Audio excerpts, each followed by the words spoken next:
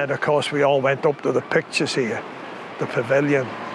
That was a great thing. They'd have just up the road, and they would have a picture on Monday, Tuesday, Wednesday, and then it would change Thursday, Friday, Saturday, and then you'd have one on Sunday.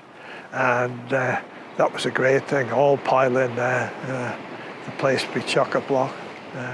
And that's, we'd, in between, you'd have a short one that would last 20 minutes, and then you would have the Pathe news about what was all going on in the war years, and all the shooting and bombing that was going on about.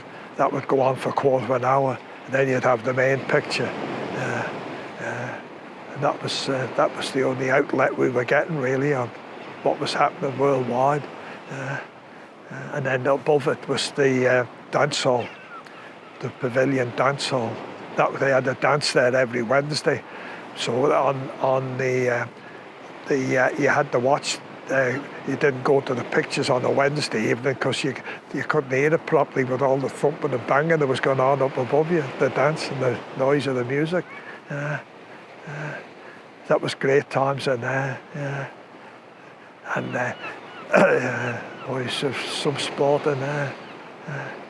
Because when things got quiet or somebody was creeping up behind, the boys would all shout, he's coming behind you. Then the ones up the back in the deer seat was, shut up.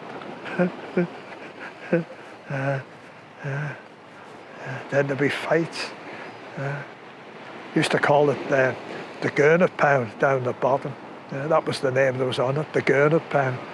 We used to pay sixpence to get in. And then in the war years, they had one period where you had to bring all your aluminium down from the house. Aluminium teapots, saucepans, anything aluminium. And you just stacked them up at the front and you got in for free then.